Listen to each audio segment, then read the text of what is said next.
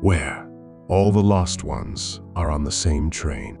It's like time travel, but it isn't. The train's wheels are wet, rough, and not running true on the tracks. Sometimes it leans to the right, sometimes to the left. Inside, it's crowded. There's black, white, yellow, and red. Their breaths have turned to steam. The windows are wet. A child is scratching with his fingernail, drawing the monsters he saw in his dreams. No one is saying the right things. The night before, people were lying on the seats, under the seats, in the corridor, and in the toilets reeking of decay. Some snored, some muttered in their sleep, some sleepwalked.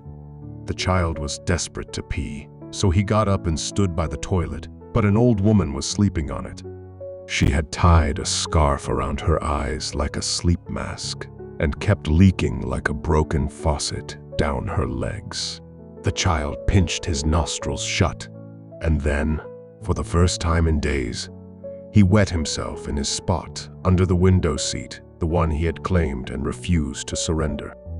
Another night, the train announced a delay to its indifferent passengers, and for 3 nights, they just stood there on a bridge. Frequent warnings played over the speakers, telling them not to open the doors.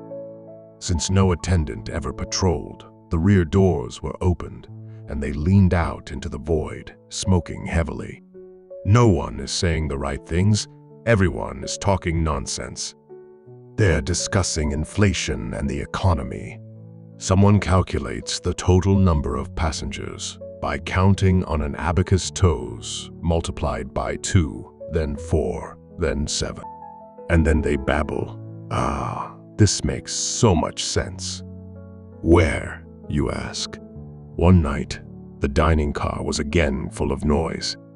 Those who couldn't sleep and those who were always hungry were chattering at the tables. The child had just come out of the toilet, but his face was sour clearly. There were men or women in there again. He was passing through the dining car when one of the men at the table, a young fellow, grabbed his arm. "What are those things you drew on the mirror?" he asked. The rest of the table didn't seem interested in the child, but the truth soon became clear. The moment the child began to speak, they turned their heads sharply toward him, ears perked with curiosity. "Monsters," the child said simply. They nodded understandingly, and the young man asked again, "Okay, but where did you see them?" The child replied, "Wherever I saw you." Then he rolled his eyes and returned to his sleeping place under the seat. That day, a bitter, harsh wind clung to the windows. The train was cold enough to make everyone inside sick. Only the child didn't fall ill. Coughs, sneezes, and people blowing their noses in all the wrong places sprouted up. They walked haltingly, like old grandfathers and grandmothers. The chatter, laughter, and hands reaching for abacuses dwindled. The woman in the toilet no longer got up even during the day. "Everything hurts, child," she said. And then she sneezed right in his face.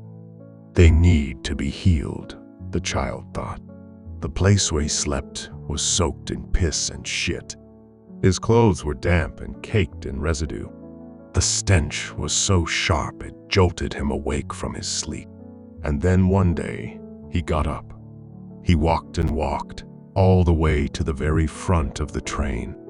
It was a long journey.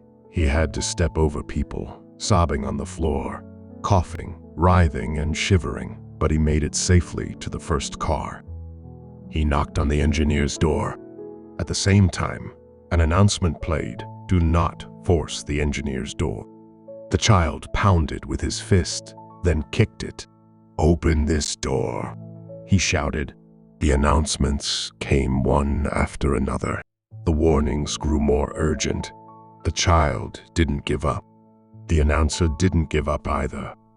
Then, from behind, a passenger pressed an axe into the child's hand. It was red, one of those small train axes hung on the walls. Without much thought, He struck the door. Though his weak arms took their time, he succeeded.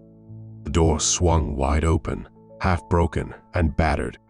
The child stepped inside, but there was no one there, nothing but a plain, simple mirror. And worse, or stranger still, there was no one in the mirror either.